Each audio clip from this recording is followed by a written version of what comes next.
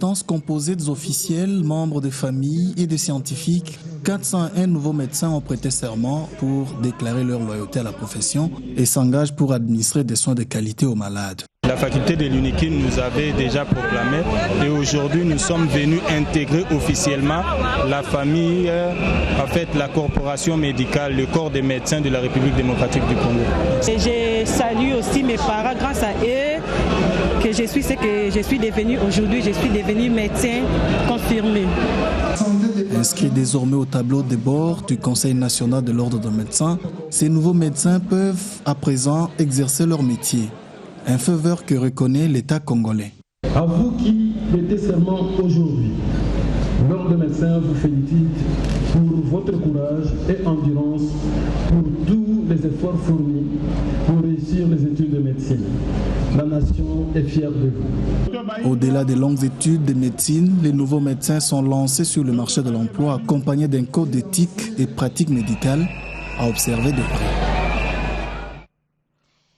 Prenons également cette information. C'est une matinée perturbée aujourd'hui dans plusieurs coins de la ville, notamment dans le district de Latchango. Pour cause, les conducteurs des bus communément appelés Esprits de mort ont commencé timidement un mouvement de grève pour protester contre les tracasseries dont ils sont victimes. Des arrêts des bus étaient inondés, mais aucun véhicule ne pouvait embarquer des clients. Ceux qui ont essayé de le faire ont été attaqués par des pierres. Ces jeunes qui étaient sur la route afin de protester plus les bus Transco et ceux dits Esprit de vie, mais pour l'heure, le trafic est redevenu normal. Mais il faudrait quand même noter que ces situations ont rendu le transport très difficile dans ce coin de la ville.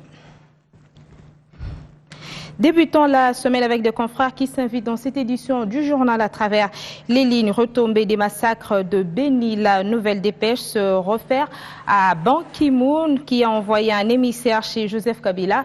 La sécurisation de l'Est de la République démocratique du Congo, le rapatriement des éléments de l'ex-M23, la neutralisation de l'ADF NANU, l'ultimatum adressé aux forces démocratiques pour la libération du Rwanda et les questions économiques ont été au menu d'un entretien entre le président Joseph Kabila et Saïd Djinnit, envoyé spécial du secrétaire général des Nations Unies pour la région des Grands Lacs.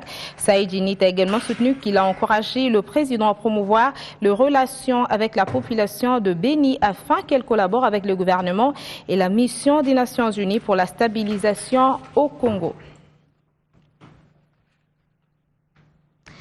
Sankara avait effectué des démarches pour changer sa nationalité sportive, renseigne Le Phare.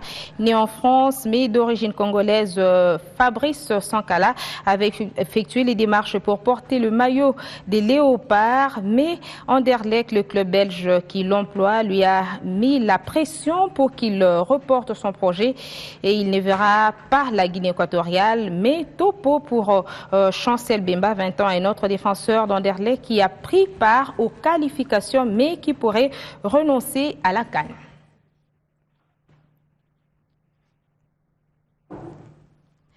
On va parler sport juste après ces transitions.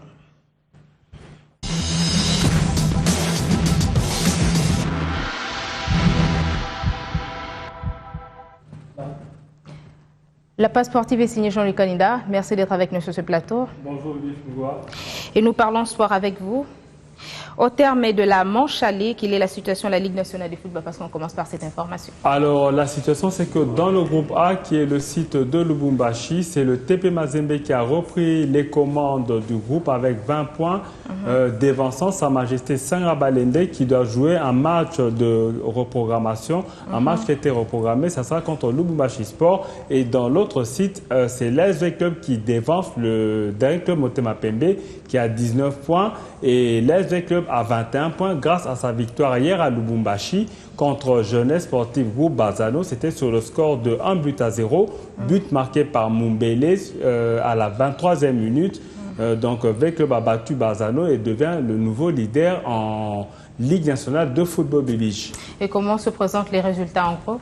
Alors, les résultats, c'est qu'à Kinshasa, le Shark 11 Football Club a fait une bouchée de Tout Capable et Lima, 4-0. C'était hier au stade Père Raphaël de la Quétule. Et les images, vous les aurez dans l'édition de 15h. Et rappelons aussi qu'à Lubumbashi, comme on l'a dit au début, c'est V-Club qui est allé faire un hold-up à la jeunesse sportive groupe Bazano 1-0 grâce à Moubele Ndombe Bibi Chungua. Et à quand les prochaines rencontres? Les prochaines rencontres, c'est comme on vous l'a dit, Sanga Balende rejoue contre Lubumbashi Sport. Ça sera probablement aujourd'hui. Et il y a 2 matchs dans le groupe B. Nous aurons Racing Club de Kinshasa contre l'AS Nika. Ça, c'est pour le mardi, donc demain. Et nous aurons Daring Club Motema Pembe, toujours à Kisangani, contre le CS Makiso. Merci beaucoup pour toutes ces précisions sportives, Jean-Luc Anida. Merci, Bibi Chungua.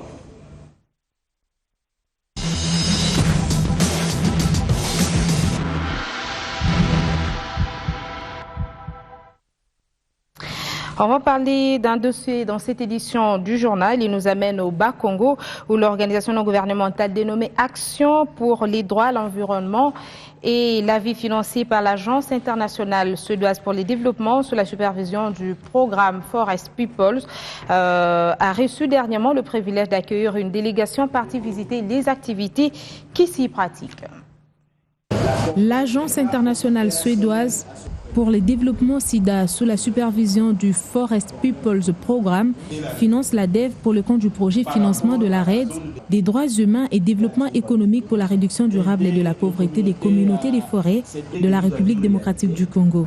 Implanté autour et dans la réserve de biosphère de Luki dans le Bas-Congo, ce projet couvre 33 447 hectares de superficie pour une durée de 3 ans.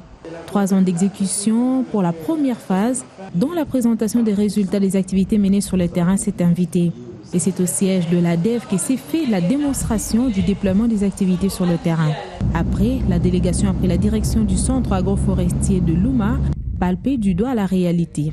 Le champ d'expérimentation de l'agroforestière avec l'acacia et l'essence et la variété de manioc communément appelée Obama, les activités de la pisciculture avec huilleton, la pépinière, différents sites ont été inspectés. Une visite bien enrichie par les explications des techniciens du centre. Les explications des techniciens du centre éprouvées par les impressions recueillies sur place auprès des bénéficiaires.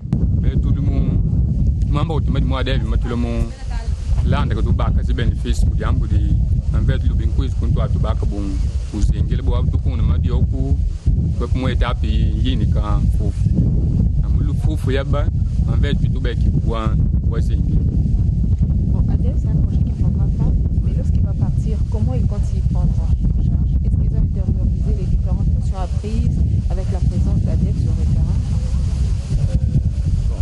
Est-ce que Adèle que est-ce que nous avons des sons sans les passeurs pour s'aider là au Congo, parce que s'aider là Congo ya et na façon Adèle mais donc est-ce que nous comprenons ya? Oui. On peut comprendre. Donc, ils ont compris. Adèle, projet comment il a souka, bazo. C'est avantage du homme aussi du mois Adèle, le Moulin. Tu veux pas que c'est pour dire si Mario, on a aussi chola. Oui, tu me écoutes pour Mario, tu me écoutes à Yéni, Kaleka Foufou.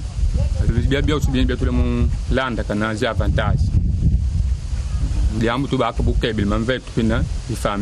Un projet éloquent au bénéfice de 1500 ménages qui, à ce jour, a reboisé 73,4 hectares de terres coutumières repartis à travers différents villages, 4 hectares de savane afforestée et renforcement des capacités de près de 1400 femmes. C'est un missionnaire parce que au moins ça va donner un message de vitalité, comme j'avais dit, que le projet est en train d'être implémenté sur place, sur le terrain. Parce qu'une chose est d'écrire des rapports sur papier, mais une autre année de se rendre compte de la réalité sur le terrain. Donc pour nous, c'est une visite de confirmation. Une réponse aux besoins exprimés par les communautés locales au regard des expériences locales, dont sur les 60 villages ciblés, 55 ont pu être atteints. Nous n'avons pas pu toucher ces 5 villages-là tout simplement à cause de l'éloignement, des difficultés d'accès, de routes et tout ça.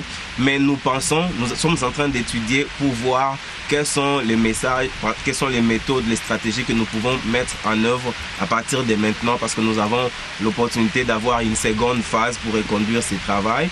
Nous allons voir comment faire pour que nous puissions avoir la chance ou l'opportunité de pouvoir engager les 5 autres communautés qui sont restées.